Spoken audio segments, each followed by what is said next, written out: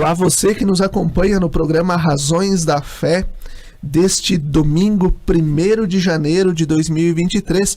Desejamos a você e a sua família um feliz ano novo, cheio de paz, de alegria e das bênçãos de Deus.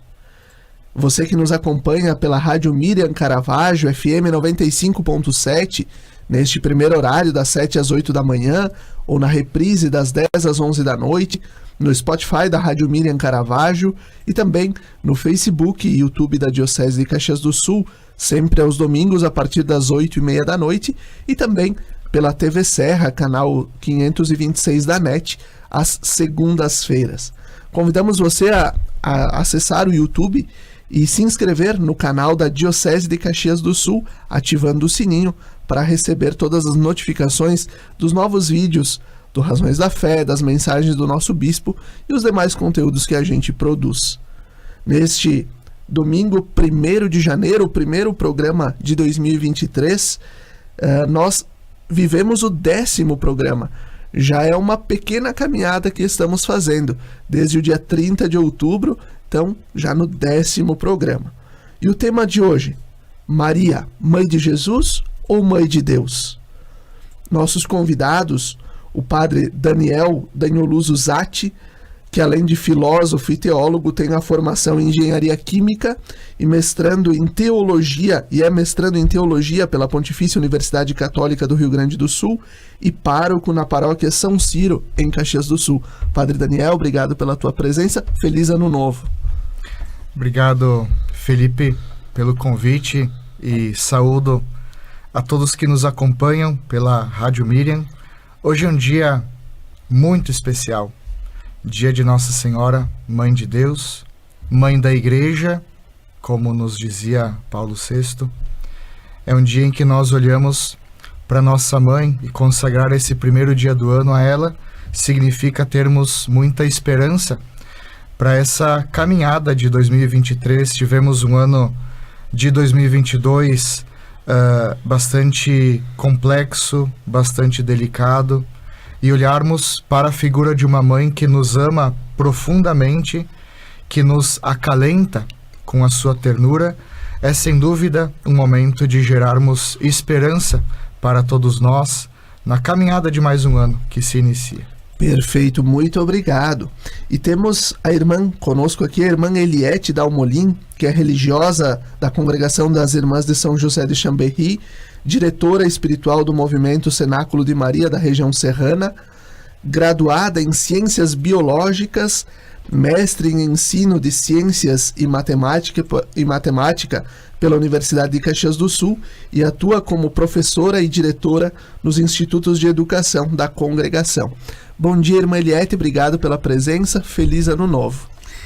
Olá, feliz ano novo, Felipe, Padre Daniel, um feliz ano novo a todos que estão nos acompanhando nesse dia 1º, né? E vamos fazer uma reflexão sobre Maria, Mãe de Deus, um tema pertinente para esse dia e para que nos guie, que a Maria, Mãe de Deus, nos guie no decorrer deste ano de 2023.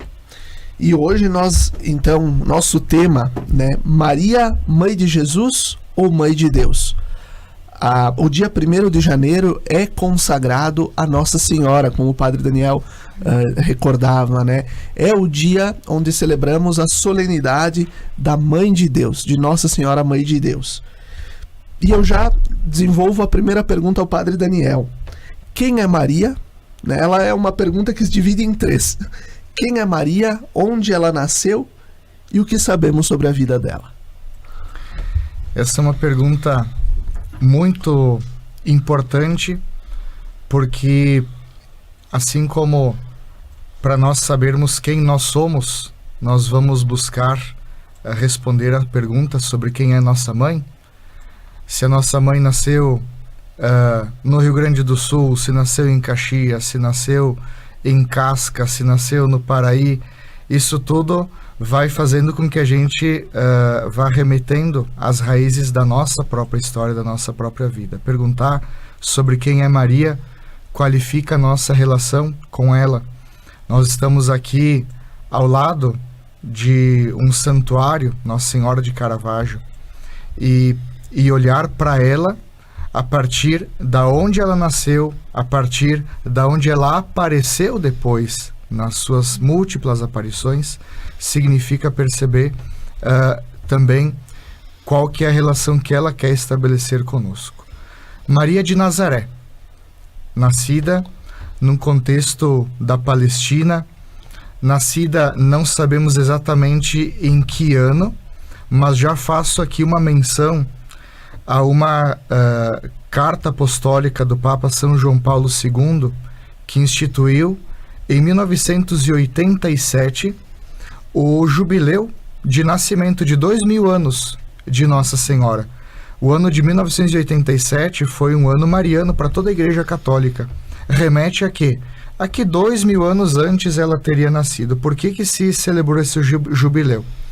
Foi em preparação ao jubileu do nascimento de Jesus, do ano de 2000, 13 anos antes, então, mais ou menos a idade que se estipulou pela tradição, né?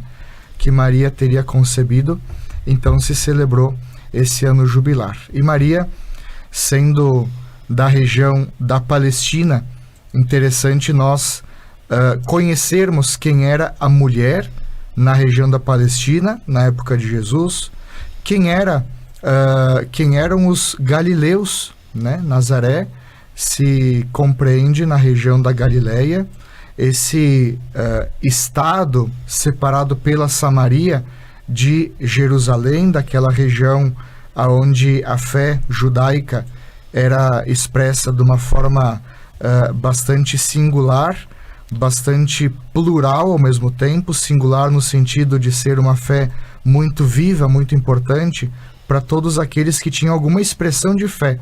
Pode-se falar dos fariseus, pode-se falar dos saduceus, pode-se falar dos zelotes, enfim, todos aqueles que se colocavam ao redor do templo para ali rezar. Maria não morava tão próxima do templo. A expressão de fé de Maria fazia muitas expressões nas sinagogas, aonde o sacerdote estava não o tempo todo, eventualmente ao longo do ano. Então ela certamente teve uma fé que foi trazida pela fé dos seus pais, não tanto do templo, mas pela fé dos seus pais, e o mesmo aconteceu com Jesus. A fé de Jesus Cristo, quando a gente pode falar de fé de Jesus Cristo, é uma questão para a teologia bastante importante essa, mas a gente olha para a figura de Jesus e a gente deve lembrar de uma Maria, de um José, que se aproximam dele, expressando a sua fé para o seu filho, de acordo com aquilo que a cultura judaica daquela época se colocava. Podemos dizer que Maria era uma mulher simples, de família simples, com uma cultura simples também? Devemos dizer isso. Maria certamente não tinha desde o início uma autoconsciência sobre quem ela era de fato, sobre como Deus a via. Maria com 5, com 10, com 12 aninhos, ela não tinha noção de que apareceria em Guadalupe, por exemplo, sendo padroeira da América Latina. Não imaginaria que apareceria em Caravaggio, não imaginaria que seria proclamada mãe da igreja e mesmo, mais ainda, mãe de Deus. Era uma menina simples, e simples eu não diria monótona, não diria uma menina sem uma personalidade forte, porque foi Maria que depois de alguns anos reuniu, por exemplo, todos os apóstolos amedrontados para receberem o Espírito Santo. Não era qualquer pessoa. E mesmo questionadora do próprio anjo no momento da anunciação. Questionadora do anjo, e aquela que, diante do primeiro milagre de Jesus, foi quem empurrou o próprio filho, né? Façam aquilo que ele vos disser nas bodas de Caná. Maria, ela deve ser sim vista como uma mulher do campo, uma camponesa, com um sotaque. Ela não tinha se a gente puder comparar, né, aqui no nosso português, não é o português de dentro da cidade que se fala nos shopping centers. É aquele português do nosso interior. E esse era digamos assim, o aramaico de Maria, né? Ela era uma pessoa que falava com um sotaque, era uma pessoa simples, ela lavava roupa, ela fazia comida, ela tinha que recolher gravetos no campo para fazer o fogo. Uma mulher do seu tempo, na cultura do seu tempo. Não podemos ver desde cedo Maria com mantos sublimes que remeteriam a uma realeza como o ser humano pensa a realeza, mas aquela realeza de quem se vestia com aquilo que a criação de Deus propunha para o seu contexto e para a sua época. Perfeito. E acho que é importante recordarmos que no ano de 1431, o Concílio de Éfeso, que terminou no dia 22 de julho, definiu a verdade de fé, o dogma sobre a maternidade de Maria, a maternidade divina de Maria. E depois, então, em 1931, o Papa Pio XI instituiu a festa litúrgica, que é esta que celebramos neste dia. Então, desde 1931, nós celebramos esta solenidade da Mãe de Deus. Exatamente, e é importante quando se fala do dogma, né? Um dogma mariano, a maternidade divina.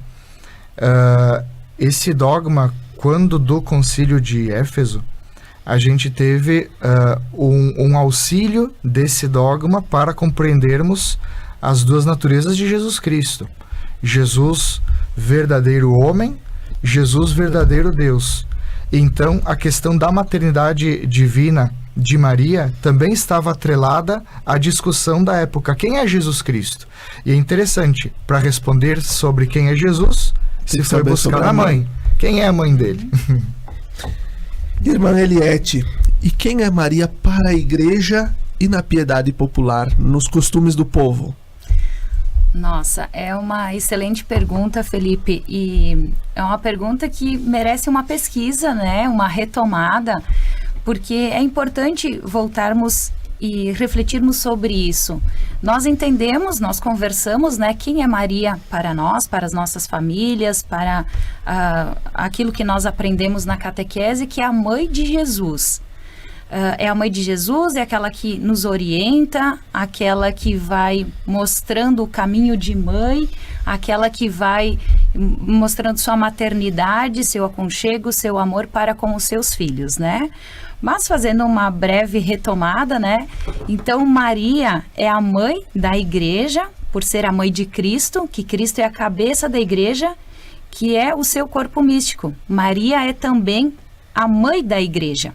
Então, durante o Concílio Vaticano II, o Papa Paulo VI declarou solenemente que Maria é a mãe da igreja, isto é, a mãe de todo o povo cristão, tanto dos fiéis como dos pastores. E a presença da Virgem Maria é tão forte e indissociável do mistério de Cristo e da igreja que Paulo VI, então, afirmou que o conhecimento da verdadeira doutrina católica sobre a bem-aventurada Virgem Maria continuará sempre uma chave para a compreensão exata do mistério de Cristo e da Igreja. Aquilo que o Padre Daniel trouxe, né? Que Maria, ela vem trazendo o Filho de Deus e para nós compreendermos esse mistério, ela faz parte desse mistério, ela é a chave desse mistério. Então, conhecer Maria, segundo a doutrina católica, é conhecer Jesus e a igreja, pois Maria foi a peça-chave, né? Indispensável no plano de Deus para a redenção da humanidade. E na plenitude dos tempos, Deus mandou o seu Filho, nascido de uma mulher, para que recebêssemos a adoção de filhos. Então, desde os primeiros séculos do cristianismo, Maria é reconhecida e chamada pelos cristãos de Mãe de Deus a Theotokos.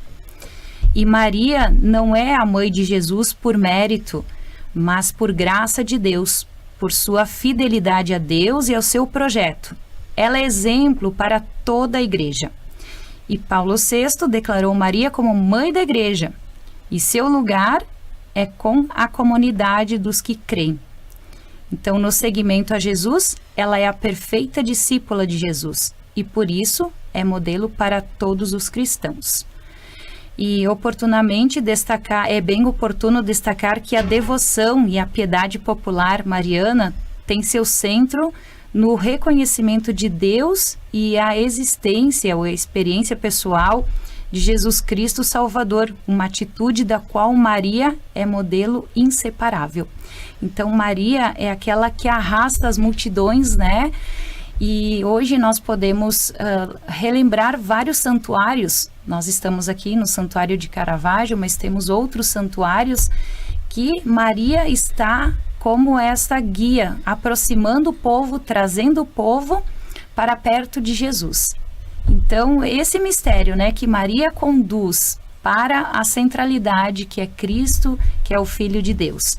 Então, na devoção popular, nós temos isso, né, implícito na nossa fé, isso nós trazemos na nossa formação cristã, que ela é quem nos acompanha, nos segue, nos mostra o caminho para nos aproximar mais de Deus, e que nos chama, né, chama o povo de Deus para perto de si, que conduz para Deus. Que bom, que bom. Nós estávamos, nos últimos dias, abrimos uma caixinha de perguntas, uma caixinha de respostas, na verdade, no Instagram da Diocese, perguntando: quem é Maria para você? Quem é Maria? Então, vieram algumas respostas. Maria é sinal do compromisso de Deus. Maria é aquela que me ajuda a chegar a Deus. Maria é sinal do amor. Maria é aquela que disse sim com o pensamento em mim. Achei muito interessante essa resposta. Aquela que disse sim com o pensamento em mim. Ou seja, é aquela que, mesmo sem ter a consciência do que aconteceria, né, depois do seu sim, ela acredita e ela certamente se coloca nas mãos de Deus para ser instrumento dele. E assim nós vamos concluindo o primeiro bloco do nosso programa Razões da Fé deste domingo, 1º de janeiro. Fique com a gente.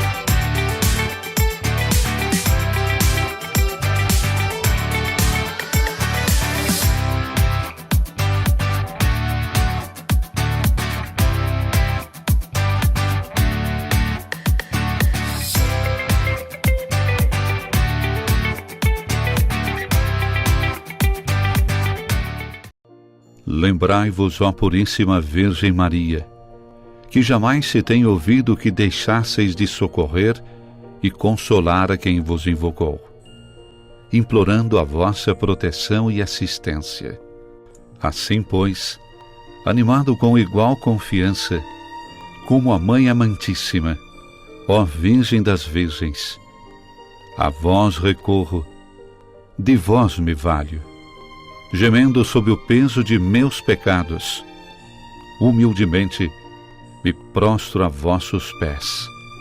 Não rejeiteis as minhas súplicas, ó Virgem de Caravaggio, mas dignai-vos de as ouvir propícia e de me alcançar a graça que vos peço. Amém.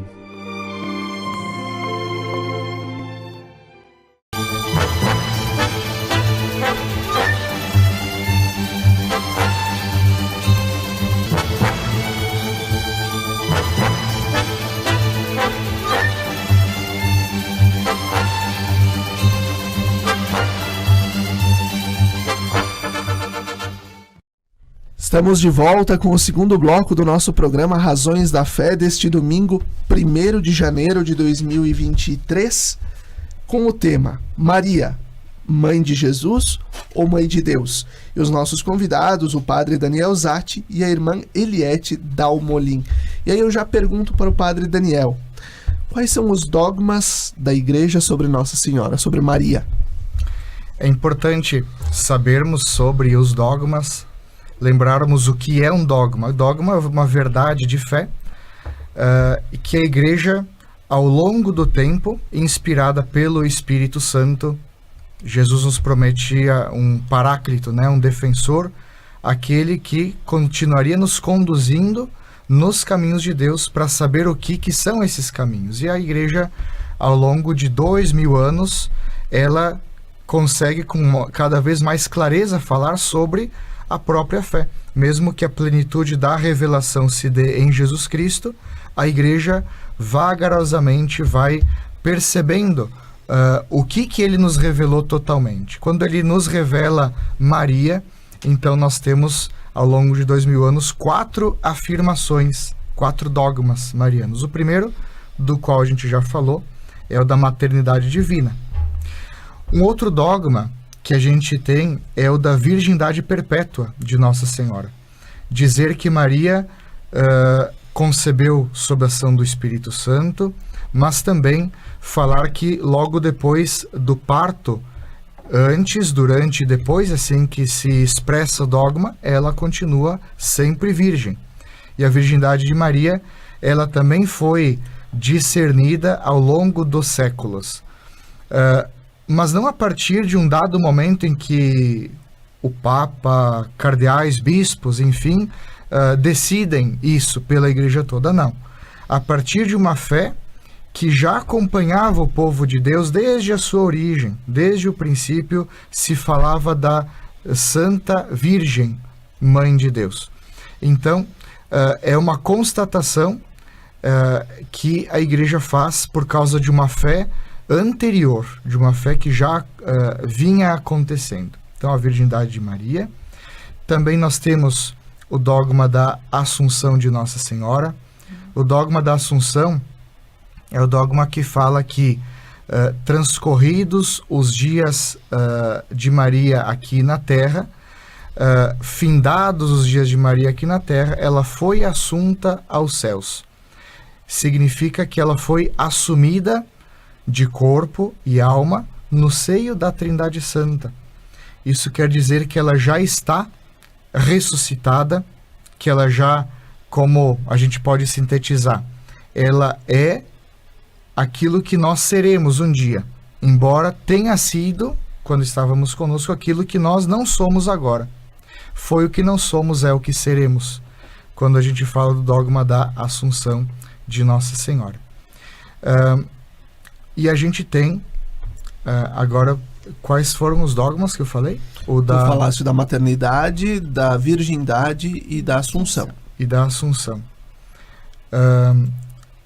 Eu vou ter que lembrar do 4º dogma mariano para explicá-lo bem. Eu fiquei com branco agora. Então vamos passar para a pergunta para a irmã Eliette e depois a gente retorna à questão dos dogmas. Isso. Irmã, qual o papel de Maria na obra da salvação? Certo, então Maria, ela ocupa um lugar especial na história da salvação e é por isso que ela é digna de todo o respeito e veneração, pois Deus quis utilizar-se de Maria para fazer com que o seu divino Filho chegasse até nós. Então, quando chegou a plenitude dos tempos, mandou o seu Filho, nascido de mulher, e Cristo veio até nós por meio da geração humana. Quis ter mãe e quis encarnar-se mediante a participação vital de uma mulher, da mulher bendita entre todas, por meio da Virgem Maria. E segundo o beato Paulo VI, que sem a figura humana de Maria, não compreendemos também a figura humana de Jesus. Então, recorda-nos o Concílio Vaticano II, na Constituição Dogmática sobre a Igreja, que Maria não foi instrumento meramente passivo nas mãos de Deus, mas cooperou na salvação do homem com fé, uma fé livre e pela obediência. E é por Maria que nós temos Jesus na sua primeira relação conosco. Então, ele é homem como nós, é nosso irmão, pelo mistério materno de Maria. E se quisermos, portanto, ser cristãos, devemos também ser marianos. Isto é, devemos reconhecer a relação essencial, vital e providencial de que une Nossa Senhora a Jesus e que nos abre o caminho que leva a Ele. Então, o Papa Bento XVI, na 5ª Conferência de Aparecida, fez ver este papel, né, de Maria tão importante no seio da Igreja, que diz que, como na família humana, a Igreja, a família, é gerada ao redor de uma mãe, que confere alma e ternura à convivência familiar. E Maria, mãe da Igreja, além de modelo e paradigma da humanidade, é artífice de comunhão. Um dos eventos fundamentais da Igreja é quando o sim brotou de Maria. Ela atrai multidões à comunhão com Jesus e na sua Igreja, como experimentamos muitas vezes nos santuários marianos, né? E por isso, como a Virgem Maria, a Igreja é mãe. Isso diz o documento de Aparecida 268, né? Então, a pergunta, qual é o papel de Maria na obra da salvação? É o seu sim para o projeto de Deus. Ela deu o seu sim, não de forma coagida, mas de forma livre e com muita fé. E a partir desse sim, então, nós temos a presença do Cristo de Deus vivo, humano, entre nós. E nós podemos dizer, Padre Daniel, que Maria foi preparada desde o seu nascimento para receber Jesus no seu seio? Exatamente. Esse é o 4º dogma, né, que a gente ia se referir. Deu branco no padre, o padre, queridos ouvintes, cansado no fim do ano terrível, ele fala muito sobre Maria, e aí justamente quando vai falar sobre os dogmas, uma questão tão simples escapa o da Imaculada. Inclusive no meu quarto eu tenho um quadro enorme da Imaculada, é a última imagem que eu vejo antes de dormir e a primeira ao acordar.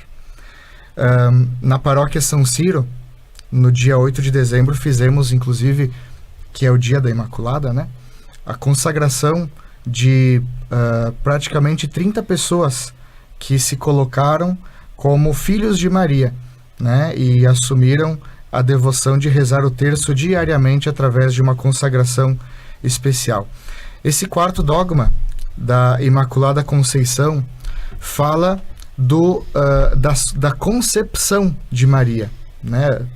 Logo antes do seu nascimento, ela já estava sendo preparada, e a mancha do pecado original não atinge Nossa Senhora por um privilégio especial, por uma preparação de Deus ao nascimento de Jesus Cristo.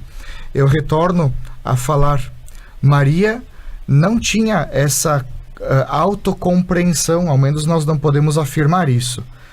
Será que Maria entendia lá na sua infância, no momento em que ela passou por nós aqui na Terra, sobre quem ela era de fato? Não nos foi revelado, mas provavelmente não. Esse mistério foi revelado para ela também ao longo do tempo. E a Imaculada Conceição, ela foi declarada como dogma em torno de 400 anos depois de a Igreja já festejá-la. Foi declarada como dogma por Pio IX, e quando esse dogma foi declarado, existe uma fala desse Papa, né, para uma irmã religiosa da época, uma amiga dele, dizendo que ele, estando na capela vaticana, né, numa celebração solene, eram 50.000 pessoas presentes, e na época não existiam meios de comunicação como temos hoje, então o Papa tinha que falar com os seus pulmões para toda essa gente. E ele dizia para a irmã, não, na hora, eu não conseguia ver como falar para tanta gente sobre quem seria Maria nesse novo dogma, né, instituído por mim. E em um dado momento, minha voz parecia que ficava um tanto trêmula diante de tanta multidão, mas quando eu fui fazer a declaração do dogma mariano, tive uma experiência de Deus, uma experiência de Maria tão fantástica, tão sublime, que a minha voz pareceu que recebeu uma força que não vinha de mim, uma força que veio de fora de mim. E a declaração do dogma da Imaculada foi tão forte, foi tão audível, que ressoou por todos os 4 cantos da Basílica Vaticana e todos puderam ouvir com clareza que ela é a Imaculada Conceição. E aqui faço menção, não tenho como deixar de fazer essa menção, da aparição de Lourdes para uma menina, Santa Bernadette Subiru, que não tinha como saber do dogma, não saberia explicar o que é um dogma, era uma menina iletrada, paupérrima, de saúde fragilíssima, e quando o padre da época da aldeia dela, né, pediu para ela quem é essa aparição, e ela, sem saber dizer que era essa aparição, disse: olha, a aparição somente me dizia para dizer para o Senhor que ela era a Imaculada. Então nós temos sinais de Deus belíssimos que giram em torno de cada um dos dogmas, que giram em torno de aparições, né? A gente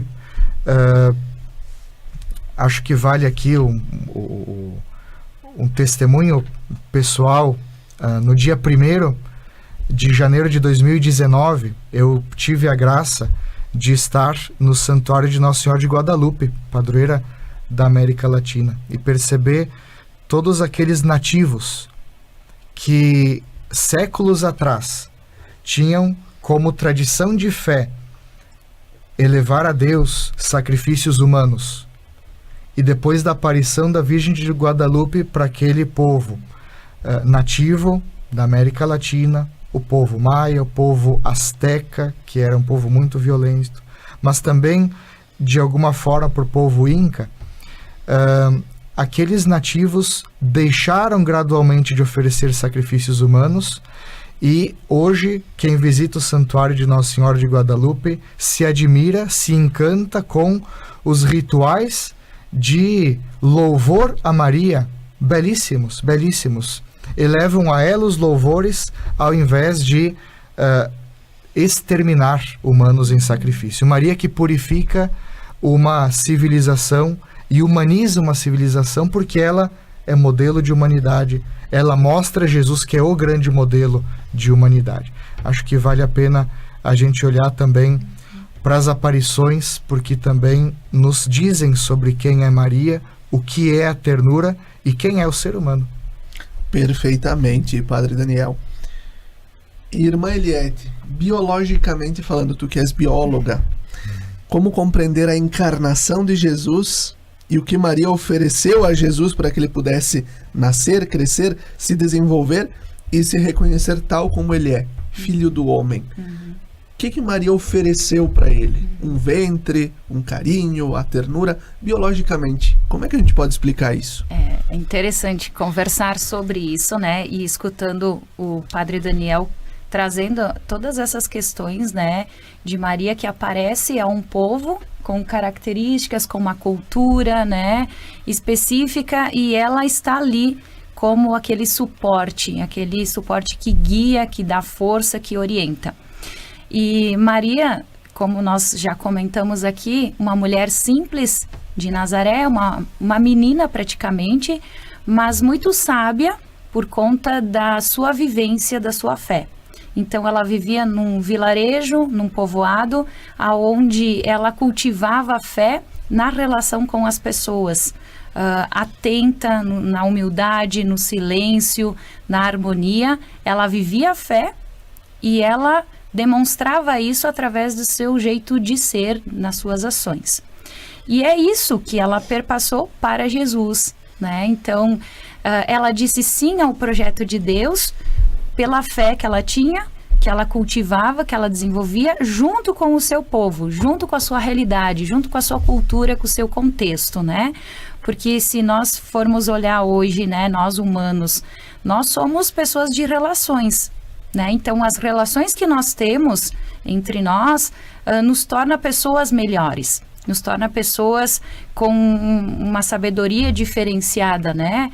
A gente pode olhar na questão educacional de escola. Nós tivemos o exemplo da pandemia, que nós nos distanciamos e isso afetou muito as nossas relações, a nossa compreensão. O conteúdo ele estava, mas faltava o que era essencial, o estar próximo, o olhar, o cheiro, a convivência. Isso faz parte da vida humana, né? E Maria, integrada naquele lugar, naquele lugarejo, com a sua expressão, com a sua cultura, ela passa isso para o Filho, né? Para Jesus. Ela ensina, ela mostra, ela educa. Então, isso que ela tem para oferecer, né? A humanidade. A humanidade que ela é carente de relações, ela precisa das relações para poder se desenvolver. Então, como toda criança humana, ela chora de dor, ela precisa ser atendida, ela precisa alimentar-se e Maria oferece tudo. O aconchego na hora da dor, saciar a fome na hora de ter fome, ela oferece uma educação de acordo com o povo, a cultura local, da melhor forma possível e, claro, tudo isso regado a muita fé. Há muito amor, né? Isso que ela oferece. Então, as necessidades biológicas, ela faz com mérito, né? Como mãe acolhedora. E também toda essa questão da fé, da essência, né? Do espírito, da alma. Claro que ela compreendia, como o padre trouxe, né? Ela tinha compreensão de muitas coisas e outras ela não tinha compreensão. Mas isso é o mistério da fé. Quando nós falamos em mistério da fé, a ciência não explica, né? É vivencial, é relacional, é sentimental. A ciência, ela explica, relata aquilo que é evidência. E ela tem respostas. A fé não tem muitas respostas. É vivência, é relação, é interação, é o cuidado, é o interesse pelo outro, né? Pelo cuidado. Então, Maria tinha muito a oferecer daquilo que ela era, como pessoa humana, atendendo às necessidades fisiológicas, biológicas, espirituais, teológicas, de acordo com o contexto daquela época, né? Um contexto judaico, um contexto simples de um vilarejo, aonde ela se situava. Acredito que seja mais ou menos isso, né? Que debate interessante que nós estamos tendo, falando de Maria, que não só mãe de Jesus, do Jesus histórico, mas mãe de Deus, né? Como o padre Daniel falava antes, que falando da maternidade de Maria, nós explicamos ou esmiuçamos um pouco mais sobre as duas naturezas de Jesus, o Jesus que era puramente homem, mas puramente Deus também.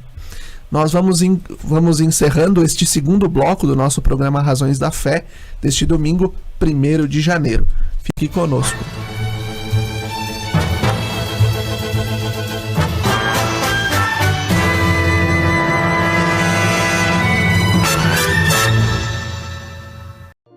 Lembrai-vos, ó Puríssima Virgem Maria, que jamais se tem ouvido que deixasseis de socorrer e consolar a quem vos invocou, implorando a vossa proteção e assistência.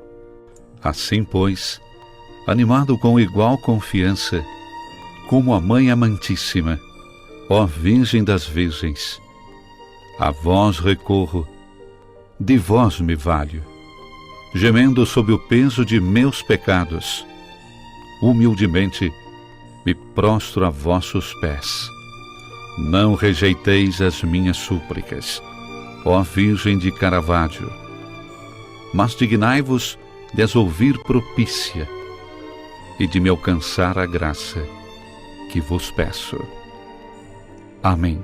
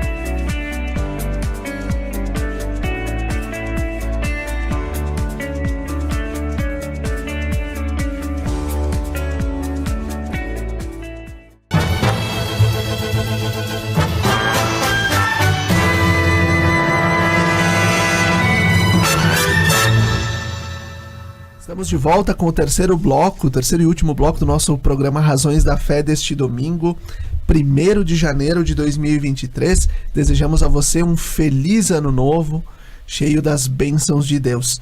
E hoje nós estamos falando sobre a solenidade que celebramos na vida da igreja nesse dia 1º, a solenidade da Mãe de Deus, Nossa Senhora Mãe de Deus, conforme um dos dogmas da igreja.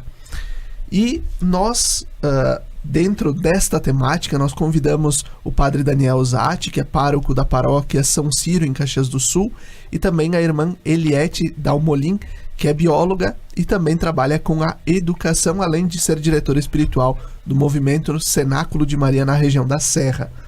E eu começo com a irmã Eliette. Nós já nos blocos anteriores falamos sobre os dogmas de Nossa Senhora e falamos da sua assunção ao céu. Mas queria um pouco detalhar, falar um pouco mais sobre a sua assunção. Por que ela foi assunta e não ascendeu como Jesus ascendeu aos céus? Excelente. Então, a Virgem Maria, preservada, imune de toda a mancha da culpa original, terminou o curso da vida terrena e foi assunta de corpo e alma à glória celeste. E para que mais plenamente estivesse conforme seu Filho, Senhor dos senhores e vencedor do pecado e da morte, foi exaltada pelo Senhor como Rainha do Universo. E o dogma da Assunção significa que a Santíssima Virgem foi assumida por Deus no reino dos céus. Significa também que ela foi glorificada de corpo e alma na Jerusalém Celeste. E depois de sua vida terrena, a Mãe do Senhor encontra-se antecipadamente no estágio escatológico dos justos na ressurreição final. E nesse sentido, a crença no dogma da Assunção enche de esperança o nosso coração, né? Une a dimensão antropológica e o sentido da nossa existência terrena. O destino escatológico como o fim último da nossa humanidade, redimida pela cruz de Cristo. Então, o Padre Daniel pode complementar um pouco mais sobre essa questão, né? Que é uma questão bem pertinente, importante para a nossa compreensão. Padre Daniel, e como foi a Assunção? Maria morreu, dormiu? O que aconteceu para que ela pudesse ser assunta ao céu? Ou ela estava viva, vivendo normalmente? Sim, essa é a pergunta que circulou de forma bastante intensa os bastidores da definição desse dogma. Por isso que quando nós temos a definição dogmática, nós não temos nenhuma referência à dormição de Maria ou à morte de Maria. A expressão é: terminados os seus dias na terra, foi elevada aos céus.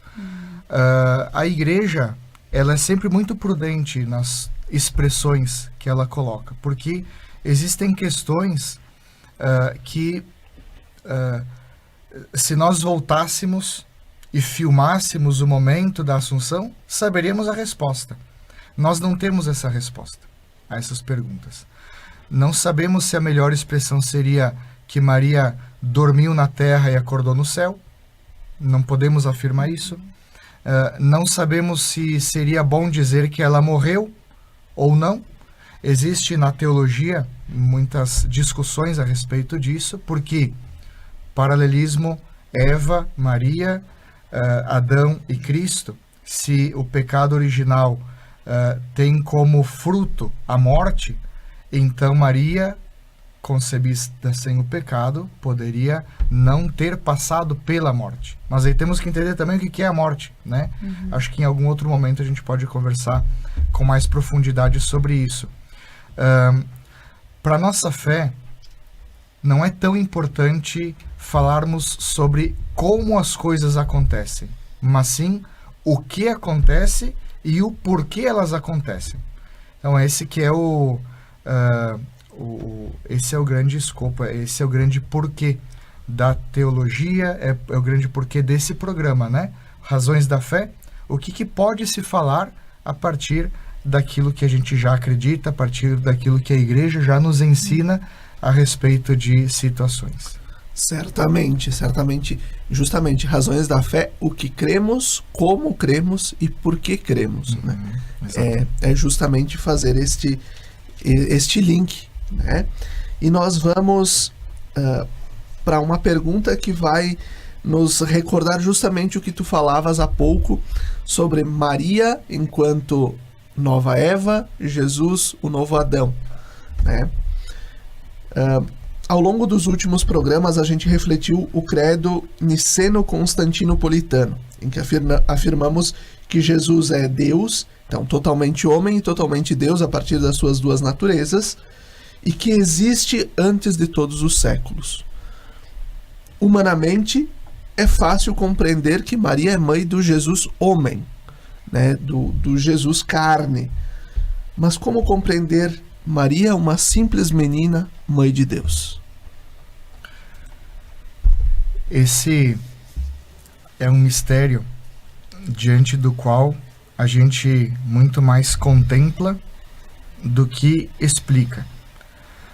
Contemplar uma menina da Palestina de 2000 anos atrás, com sotaque, vestida com vestes de camponesa, uma judia que tinha muitos afazeres domésticos, e a ela que nós chamamos de mãe.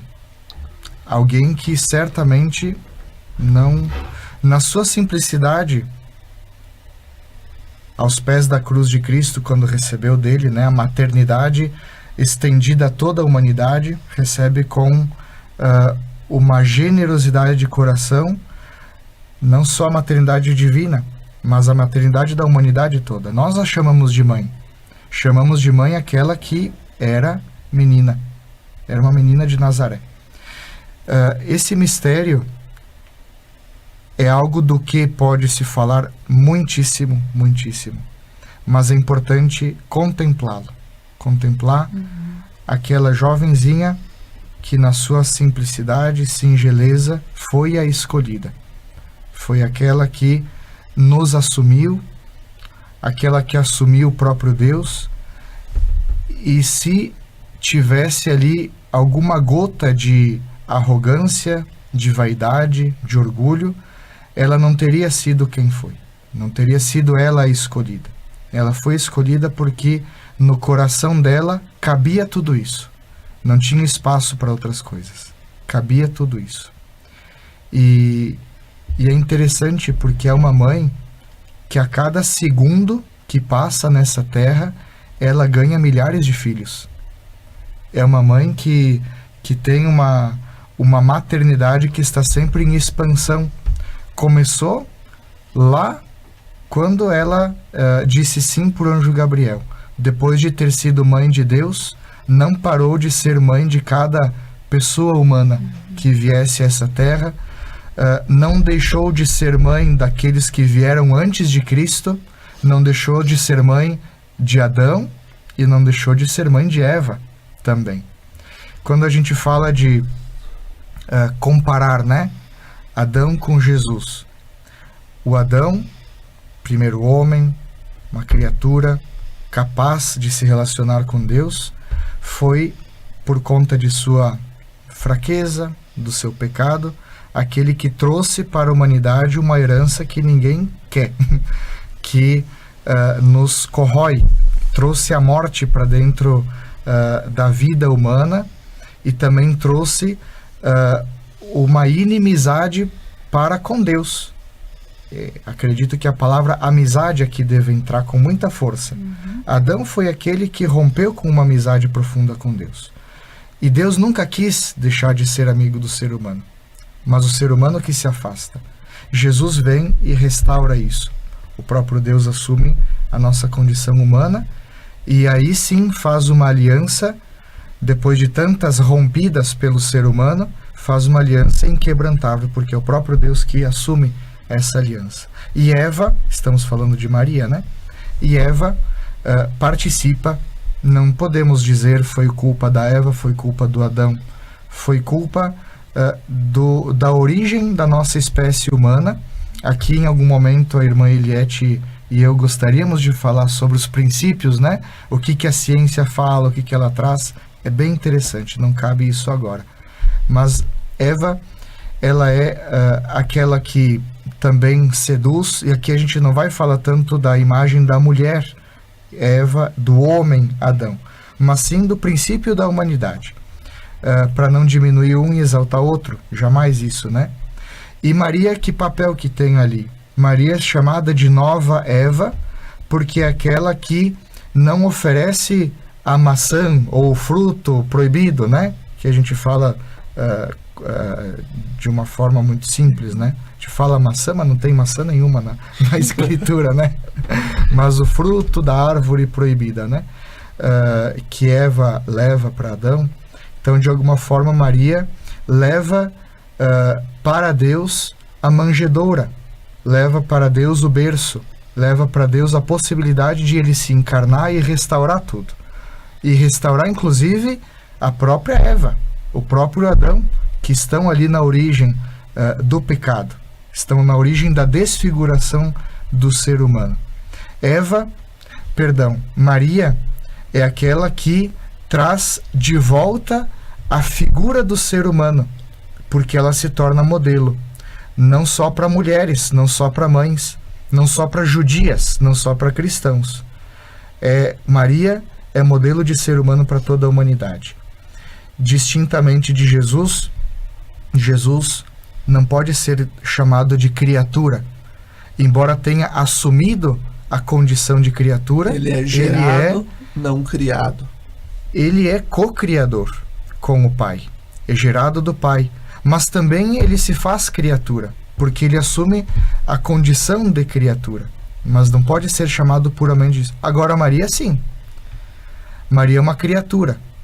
Então, quando nós olhamos para Maria como mãe, a gente não está vendo natureza humana e divina juntas em união hipostática, né? É um termo bem difícil esse, mas que a gente também usa para falar sobre Jesus Cristo, que tinha natureza humana e divina ao mesmo tempo, né? Mas Maria não tem união hipostática, não é deusa e criatura. Ela é uma criatura. Então a nossa similaridade com Maria, de alguma forma, abre uma empatia que, de alguma forma, aquilo que nós temos em alguma distinção em relação a Jesus, não tem nenhuma em relação a Maria.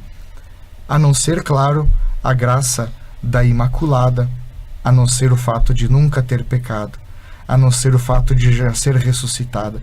Temos algumas peculiaridades, mas as peculiaridades de Maria apontam muito mais para aquilo que nós seremos do que para aquilo que não somos agora. Perfeito. E nós vamos para a última pergunta desse nosso Razões da Fé do dia 1º. E aí, se vocês também quiserem se complementar ao longo desta pergunta. A igreja, no prefácio da Imaculada Conceição, lá do dia 8 de dezembro, nos ajuda a rezar assim: nela nos destes as primícias da igreja, esposa de Cristo, sem ruga e sem mancha, resplandecente de beleza. Escolhida entre todas as mulheres, modelo de santidade e advogada nossa, ela intervém constantemente em favor do vosso povo. E aqui, em off, no momento do intervalo, nós conversávamos, né, sobre Maria, que visita Isabel, aquela que se desprende e que vai também ajudar Isabel, já anciã, né, até o nascimento de João Batista. Né? E ali há o encontro do precursor e do Salvador. Como é que nós podemos contextualizar Maria como aquela que intercede, que intervém, mas aquela também que não fica lá na monotonia, como nós já falamos, mas está a serviço também dos homens, do povo? Exatamente. É muito bonito refletir sobre isso, né? E fazer memória, trazer presente. essa disponibilidade e esse serviço de Maria, porque ela não foi introspectiva com o convite de ser a mãe de Jesus, e bem como o padre trazia na reflexão, né, ela não tinha um pingo de, vamos dizer, individualismo, mesquinhez. Ela era totalmente liberta, né, pela vivência da fé, pelo seu pensamento, pelo seu cultivo, ela era inteiramente disponível à vontade de Deus. Então, a sua beleza era isso, né, a revelar aquilo que ela tinha de bonito nos seus sentimentos, nos seus pensamentos, no seu cultivo, que a colocava a caminho. Ela não ficava quieta, parada, ou recebia as graças de Deus e se calava. Sim, ela se calou muitas vezes, em muitos momentos, mas por algum contexto necessário. Mas ela sempre se colocou a caminho, ela sempre se colocou a serviço, sendo que, quando ela recebeu a mensagem do anjo, disse sim, ela foi ao encontro, né? Ela saiu, ela não ficou, e ela não foi contando, mas sim expressando, né? Demonstrando isso de alguma forma, se colocando a caminho, se colocando a serviço. Exatamente. E completando, né, o caminhar de Maria, que não cessa, ela, desde que se começou a falar sobre Maria, que foi desde o momento em que ela disse sim para o anjo Gabriel, ela se coloca a caminho com uma dupla intenção ao encontro de Isabel. Primeiro, porque ela fica sabendo que alguém precisaria de ajuda. A caridade move Maria. Em segundo lugar, como um momento de constatação de que era verdade aquilo que ela tinha encontrado diante do anjo Gabriel, de que ela também estava grávida. Quando encontra Isabel grávida, ela se dá por conta. Tudo isso é verdade. E Maria é alguém que não para de ir ao encontro de quem precisa. Aqui a gente pode retomar a questão de todas as aparições de Nossa Senhora e de toda a roupagem da qual ela se reveste. Como mãe, ela percebe a necessidade lá naquele lugarejo da Itália, chamado Caravaggio, de aparecer para uma senhora jovem que estava com muitas dificuldades na sua vida familiar, matrimonial, e ali jorra uma fonte que até hoje traz uma fé muito profunda para o povo italiano e aqui para o nosso povo da Serra. A gente vai falar de uma Nossa Senhora que aparece em Fátima, uma Nossa Senhora que aparece em Lourdes, uma Nossa Senhora que aparece em Guadalupe, uma Nossa Senhora que aparece em Aparecida, e são muitíssimas aparições de Maria. Nenhuma dessas aparições pode ser compreendida isolada de um ir ao encontro de quem precisa, um ir ao encontro com roupagem de mãe diante daqueles que querem se colocar diante dela. Então, foi muito boa a nossa conversa aqui sobre Maria. Da nossa mãe a gente poderia falar bem mais, né? Mas a gente finaliza agradecendo pelo convite e desejando a todos os nossos ouvintes que tenham um coração cada vez mais aberto para a realidade de Maria nas suas vidas. Que Maria, a Mãe de Deus, possa sempre interceder junto de Deus, junto de seu Filho Jesus, por cada um de nós. E nós agradecemos, Padre Daniel, pelo convite, pela presença, né? Irmã Eliette, pela tua presença. Paulinho, da técnica da Rádio Miriam, Caravaggio. Emanuel Rodrigues, nosso seminarista, que nos ajuda com a gravação em podcast. E nós vamos concluindo o programa Razões da Fé deste domingo, 1º de janeiro. Primeiro programa deste ano, 10º programa desde a retomada do Razões da Fé. Até o próximo domingo, um grande abraço a todos.